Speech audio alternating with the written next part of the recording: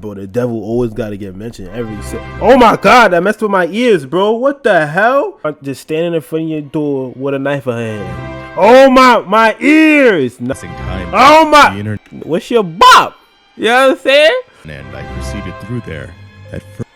Alright, yo, what was that, like $40, bro? Getting closer to me at yo, this point. Yo, that, whoa, he's wildin'. Nah, he's wildin'. Nah, yo, Kai, somebody hack your PayPal, bro? What's going on?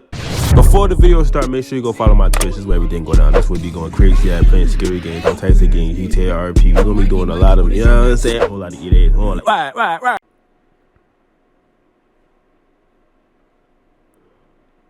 I'm fine, right?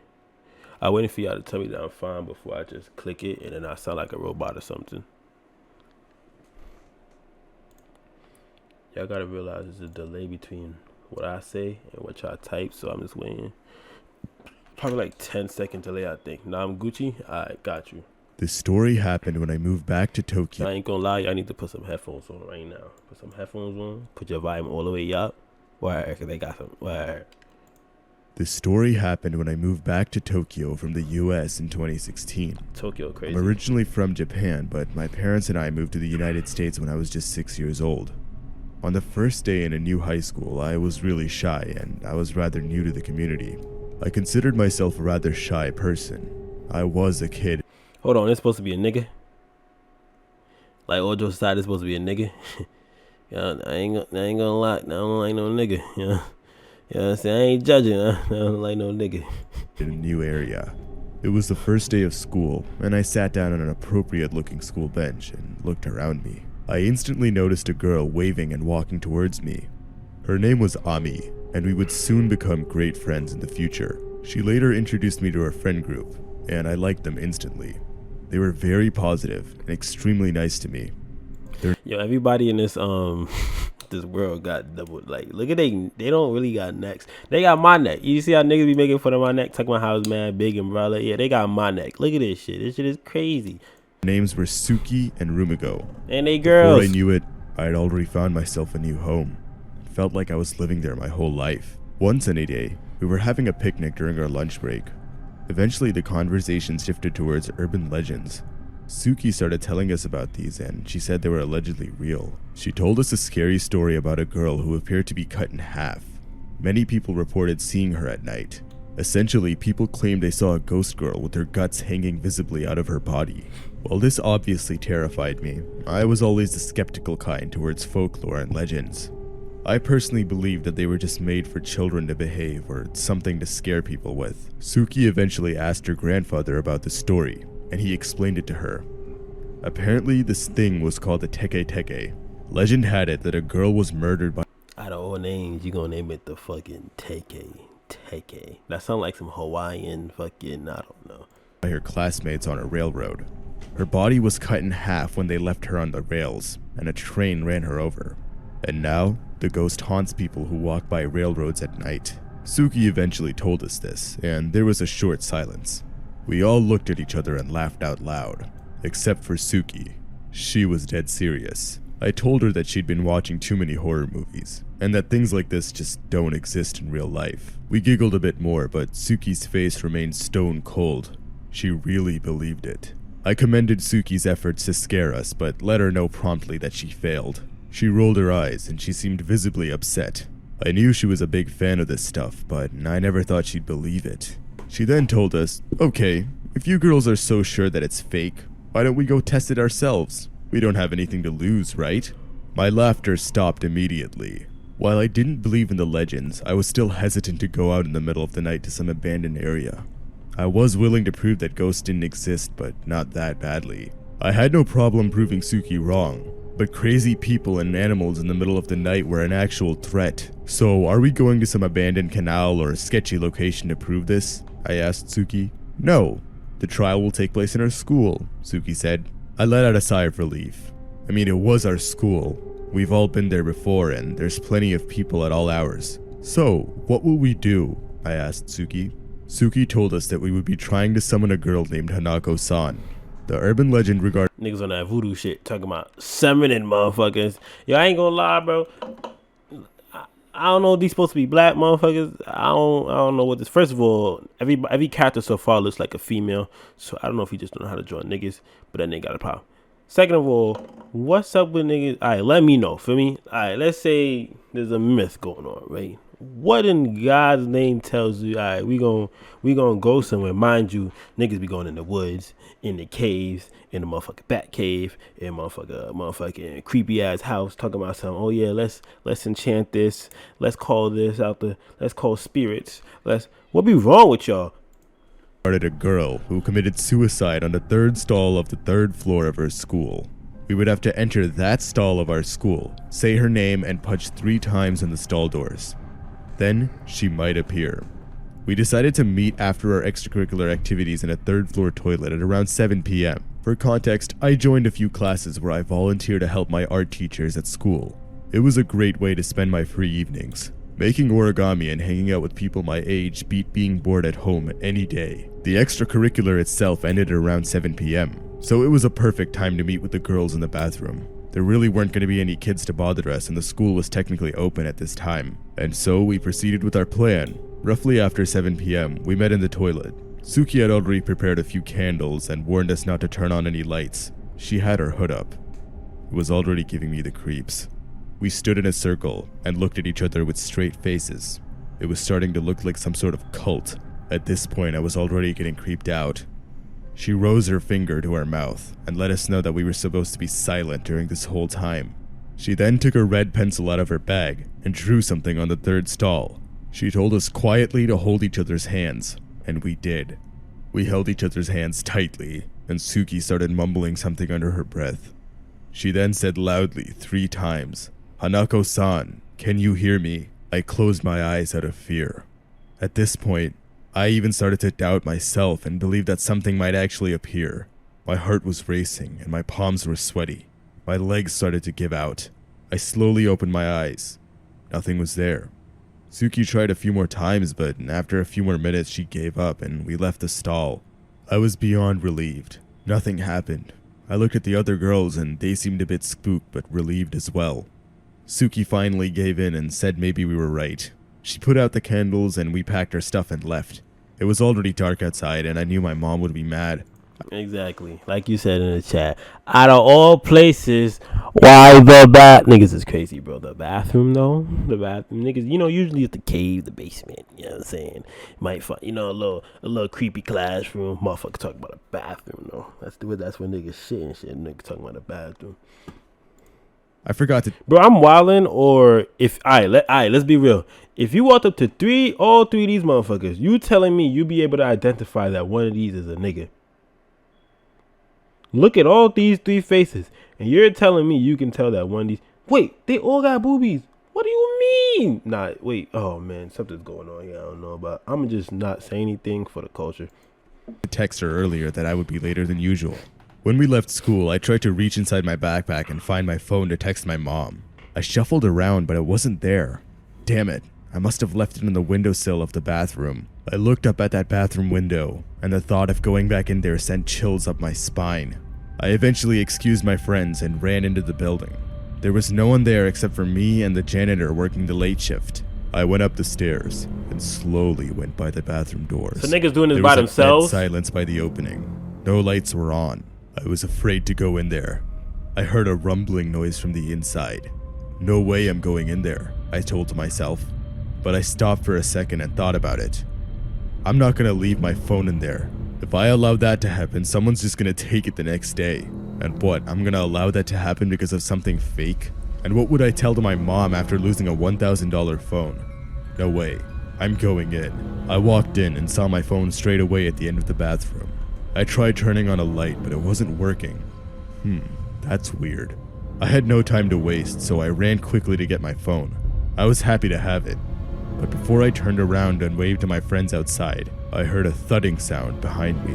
This time, twice as loud. It was coming from the third stall. I was paralyzed by fear. I looked up and down the stall and spotted a brown robe swinging over it. Nah. There was blood coming out from the bottom of it. I didn't want to see anything more. I ran out of the toilet as fast as I could. never even thinking about looking back. I told no one about it and tried to block it from my mind. If it really happened, this would destroy my mental health and the perception of my world. It couldn't be true. I couldn't have seen a real ghost. It can't be. As I came back home, I tried to go to sleep, but I couldn't close my... Yo! Is seizure? They're having a seizure? God damn, bro. How you wait till you get home to have a seizure, bro? My eyes. I was so afraid she would come to me. Second of all, that phone is as big as a motherfucking iPad. But yeah. I was up all night on guard, looking around my room. I even had a nightstand lamp turned on because I couldn't see the whole room clearly. I felt like a wreck the next day. My mom tried to ask me what's wrong. I looked so tired and paranoid, but I didn't speak a word to her during breakfast. I was paranoid and terrified of the thought of going to my first class. It was on the 3rd floor. But what I saw as I walked up the stairs was somehow even more petrifying. The toilet doors were blocked by a few police officers, and around them was yellow police tape. One of my friends approached me and told me about a horrific incident. Apparently, a lower grade girl committed suicide yesterday right after we left the bathroom. She waited for us to leave and then attempted to cut her wrist. That didn't work, so she hung herself. It then clicked, and I realized what I saw last night. It wasn't a ghost. It was a person. I was an eyewitness to that girl taking... What in the Call of Duty Black Ops 2 zombies is this?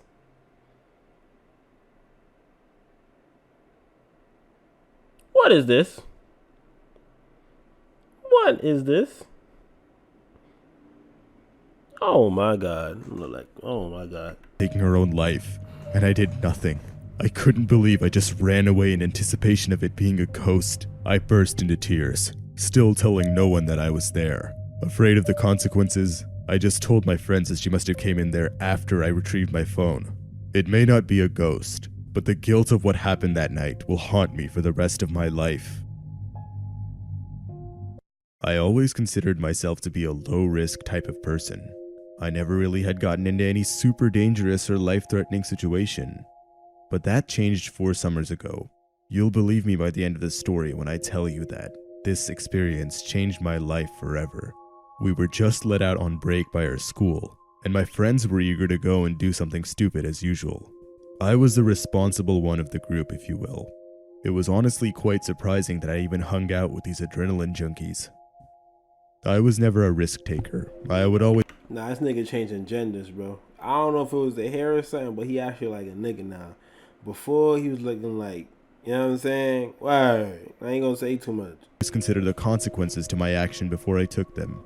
Many times, I was the balancing factor to my friends' crazy antics. Despite this, I loved hanging out with them. The dynamic of them encouraging me to try new things and push me out of my comfort zone was something I never really could find in other people. But when I turned 18, peer pressure started skyrocketing. I felt like I was somehow missing out on something, that I was living my early years of life in fear. This, combined with the people I was hanging out with, brought me to make some really irrational decisions.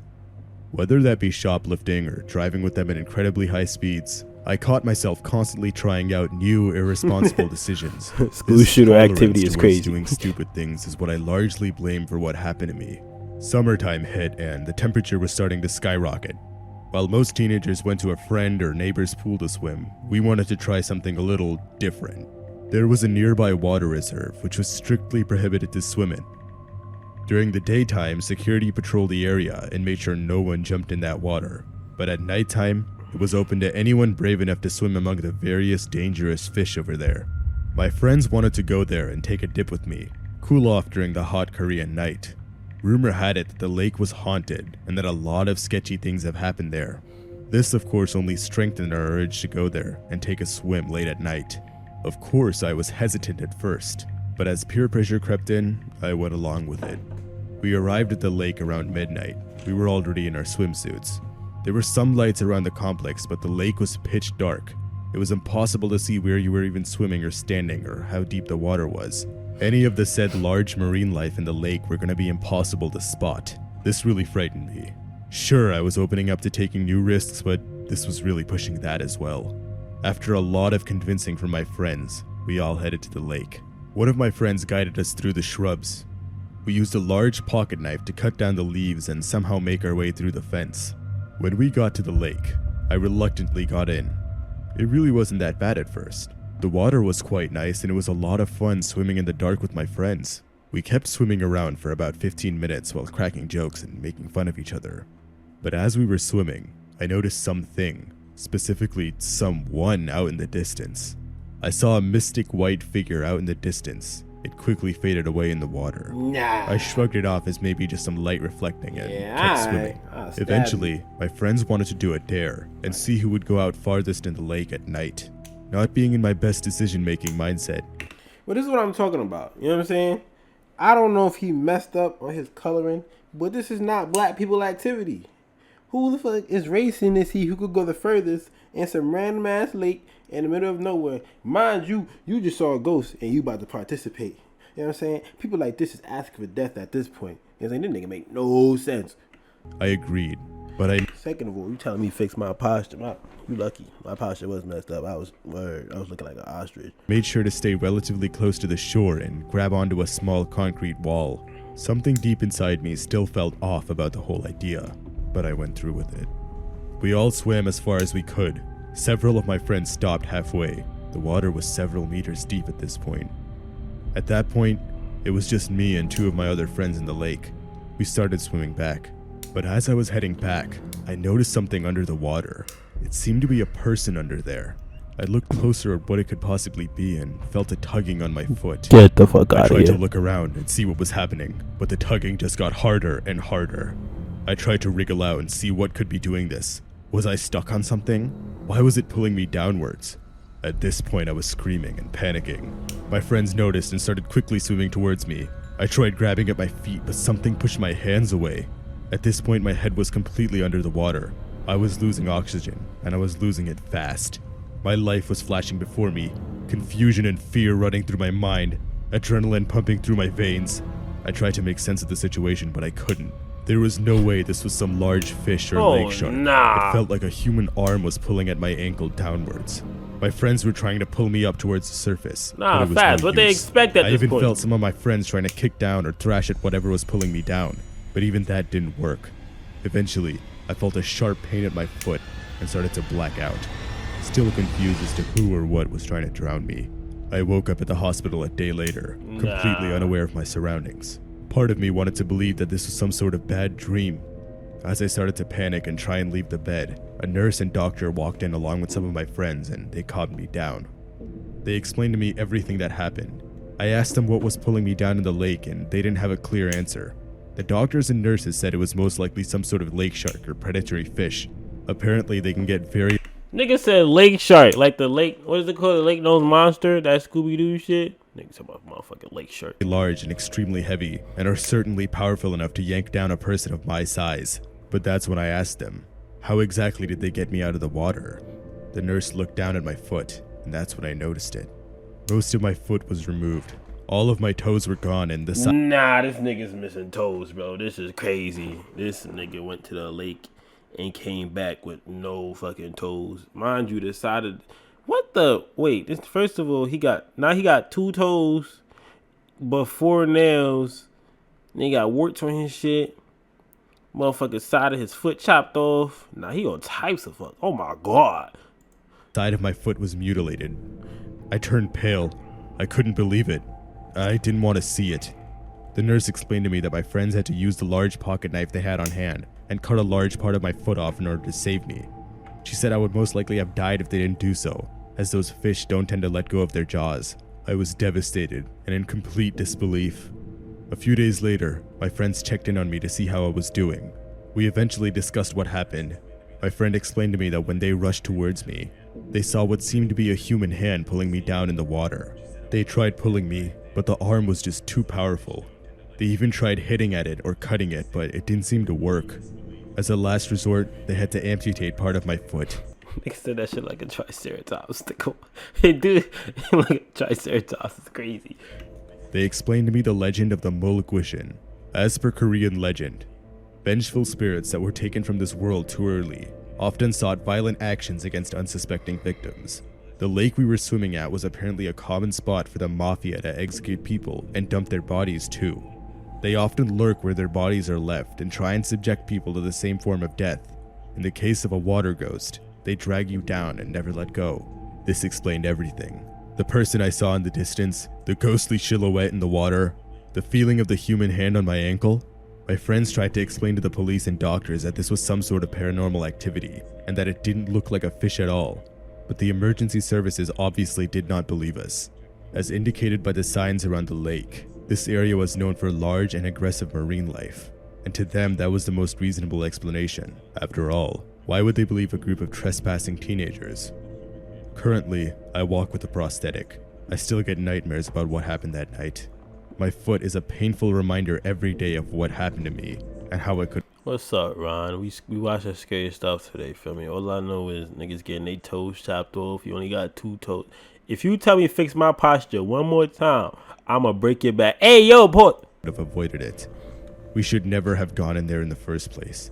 To this day, I still do believe that I was attacked by some sort of paranormal being, and that night will haunt me till the day I die. I'm an American citizen, but my family is from the South Asian country of Bengal. I loved spending time with my friends in the States, but That's it, Ron. I'm about to break your eye, bro. You want to get your back broken? Stop playing. Why? really enjoyed visiting my Raw baby is crazy. extended family back east. I worked at a business firm, and I handled a lot of information sciences there. It was a well-paying but tedious job. I rarely took breaks, but my manager was kind enough to let me get a couple weeks off of work every year. Those precious free weeks I had were taken up by a variety of activities. It was between going on vacation, chilling at home, or visiting my family back in Bangladesh. This year, the executives decided to give my branch a 1-week break over spring. But this break was going to be special. It had been more than 2 years since I'd last seen my greater family, and I really missed them. I instantly booked a ticket to Dhaka International Airport, packed my bags, and was en route the next day. When I arrived to the capital city, I swung by some old friends and we hung out a little. My old friends lived in the heart of the capital, but my family, on the other hand, well, they were in a not-so-urban area. While my parents moved to the large city when I was rather young, my grandparents, uncles, and aunts stayed in a small town northwest of the capital. The town was rural, but it was beautiful. It had a population of about 15,000 at the time, and it was a sparsely populated area. The town comprised of a set of homes, a school, a few shops, and mostly forest between them. It was a very remote region, and it didn't have all the... Bro, I'm wildin', or it's like... Oh, it is called 3 Urban Legend Hearst. I'm about to say, bro, because this nigga's going through, like first, you know what I'm saying? They got here seeing niggas chop themselves in the bathroom. Next thing you know, like those monster out here reaching for my man's foot. Now he got 2 toes. Now we in some... what is this? The facilities someone from a developed nation would consider normal. The electricity was unreliable, the tap water wasn't clean, and the internet cut out most often. But in my eyes, the lack of comfort was worth it. People were very nice and the community was tightly knit. I could consider almost anyone there family. So I hopped on a bus and headed over there. It was a long and bumpy ride, but I got there in one piece. Hey, yo! After years, I was finally reunited with my family. The village was just as beautiful as it was. At the door, I was greeted by my sister, my cousin Babel, my family dog, my mother, and my Aunt Tara. She happened to be visiting from a neighboring village. Now don't get me wrong, I love my family and it's always a blast seeing them. But my Aunt Tara was a bit odd, we'll say. Aunt Tara was a strong believer in superstitions and spiritual things. The things she'd say or try to make us do were extremely bizarre sometimes. She was seemingly a nice person, but was difficult to spend time with. She had a few quirks, if I can put it shortly. She would always tell us these terrifying ghost stories when we were kids, but most of the time, they weren't even for fun. She was serious. After catching up with my family, we quickly stepped inside and I unpacked my bags. But as I was unpacking, I felt a pair of eyes on me. It was my aunt. Hey, yo! Sure, she was an oddball, but this was weird even for her. "Are you okay, Auntie?" I asked. She kept staring for a bit longer, but snapped out of it. "I'm fine," she said. "But the presence around us isn't," she continued. I was taken aback. I honestly thought she was done with this spiritual nonsense. "I sense a disturbance in the spirits among us. There are malicious souls and I sense them nearby," she continued. Okay, Auntie, I'll bear that in mind, I replied, trying to make the conversation a bit less awkward. Be careful, and don't go out at night. Find a nearby shrine if you feel watched. She abruptly walked away. At this point, Yo, there's like, I ain't gonna lie, there's religious people, right? But then there's like religious people that take it to the next level. Like, you can't even think without them talking about the devil or talking about, you know what I'm saying? Like, that, no, them religious people go crazy. They'd be like, damn, my nigga, like, yo, I get it. Yeah, I respect everybody's religion. But some religious people, bro, oh my God, bro, the devil always got to get mentioned oh my God, that messed with my ears, bro. What the hell? Oh my God. Yo, Kai, you can't be doing that, son. My ears. What the fuck? Good looks, though, bro. Yo, I ain't gonna lie. That look-y scared me. If I had my camera on, y'all would have saw how I flinched. I ain't gonna lie. 20 beans is crazy though, bro. That's tomorrow's lunch. I ain't gonna lie to you. Nah, you definitely scared me though. Boy, what the fuck? I forgot what the fuck I was talking about. I was more annoyed than scared. I was honestly reluctant to even stay the night if she continued these antics. My thought was interrupted by my mom calling us out for dinner. Her food was delicious, so naturally I rushed over to the dining room. But as we were eating, my aunt was still acting strange. She had a sort of pendant necklace with a holy symbol on it. Every time we tried to include her in the conversation or asked her anything, she'd passively change the topic. She seemed very suspicious of something. We eventually just ignored her behavior and continued with our nights. But as I was about to sleep, my aunt knocked on my door. She told me once again to not step out at night, and that she was very worried for our safety. I couldn't believe it. She's still droning on about these spirits. I just shut the door and ignored her. I tried my best to go to sleep, but my jet lag was... Yo, chat, quick question, right? You go to a aunt, grandma, somebody that live in the woods, blah, blah, for me. Now that, you know what I'm saying, that's where you leave. Look, you feel me? Now that you know what I'm saying, you chilling, you know what I'm saying, mom and dad, you know, you're not with them. You with grandma, auntie, somebody, uncle, you with grandpa.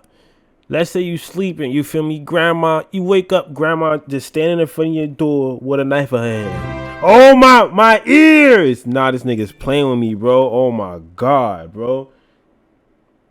Yo, Kai, if you trying to, you know what I'm saying? If you trying to make it rain on me, just say that word. Make it rain on me like a GTA stripper. You know what I'm saying? Let me stop. Okay, now, question.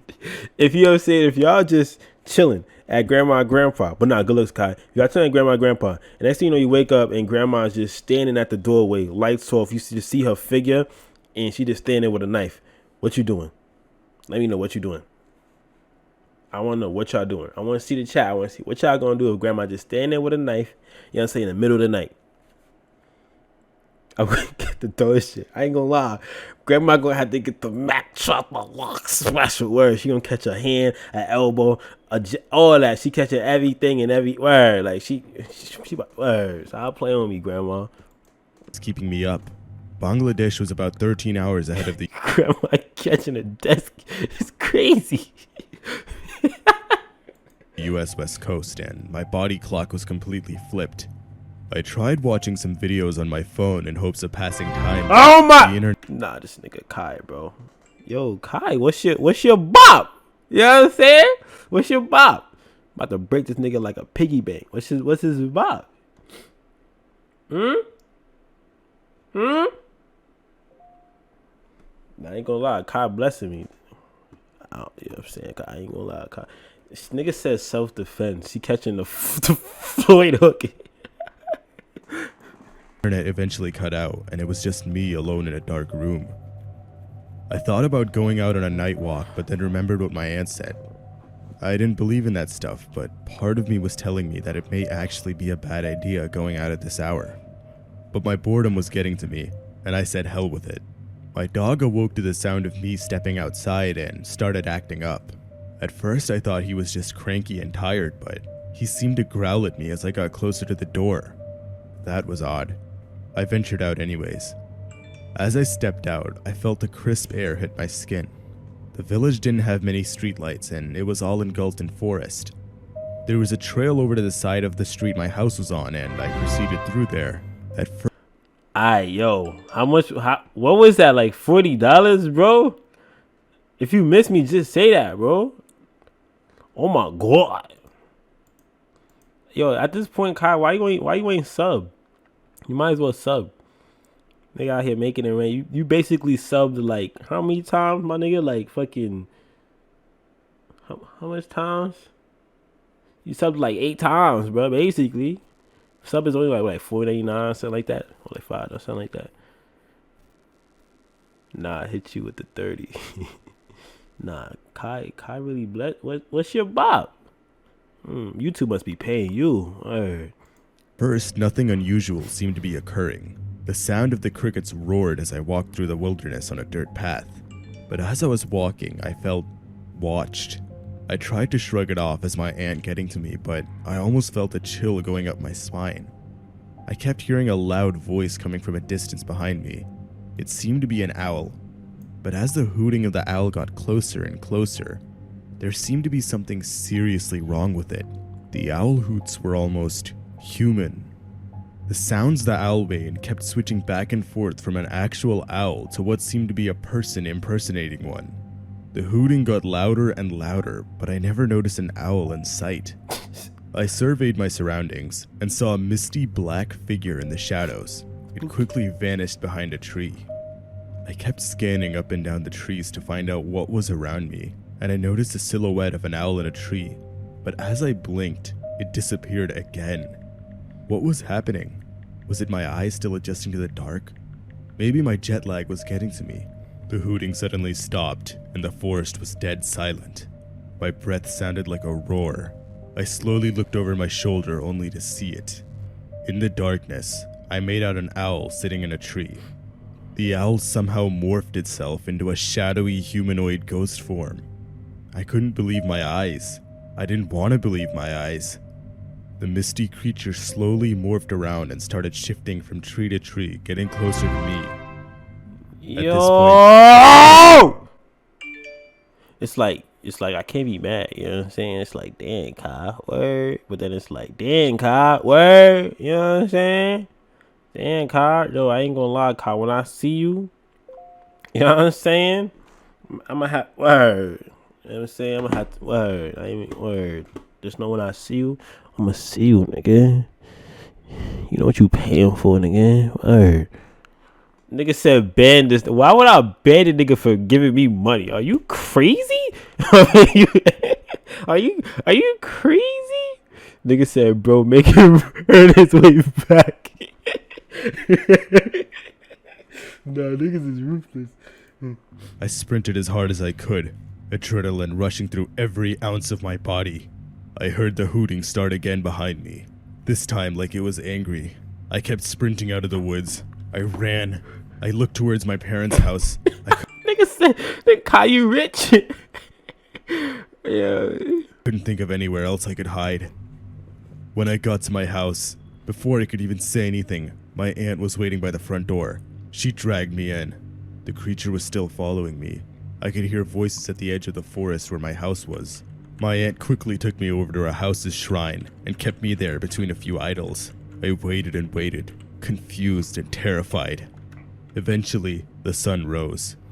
I somehow mustered the strength to step out of the prayer room. My aunt was waiting outside the door. I explained to her, "Hey, yo, that... What the... Whoa, he's wildin'. Nah, he's wildin'. Ain't a way. Nah, yo, Kai, somebody hacked your PayPal, bro? What's going on? Yo, am I wildin'? Or somebody hacked your PayPal? What the? Nigga say, yo, chill. Nah, yo, what? Nah, at this point, I'm gonna have to get on my knees for Kai. Word. Everything that happened, the owl, the noises, the weird misty figure, and how it somehow chased me home. She explained to me that I was very lucky to be alive, and that I'd encountered something called a penchapechi. Penchapechis are a form of unsatisfied or malicious spirits that haunt the forests of Bengal. They take the form of owls and follow travelers in the woods until they're alone and cornered. The ghost would then consume its prey like a zombie and continue to its next victim. She said that she felt the presence of many angry or ill-intended spirits in the area. She felt a rise in these ghosts were most likely due to the flood in a neighboring region that killed many people. The spirits of those people did not feel satisfied with their lives. Most of them died far too young and continued to live in the afterlife as ghosts. That story occurred about a year back, and I haven't gone back since. But if I do, I will definitely listen to my aunt. That's it. That's how it ended. My nigga, hey, what is this?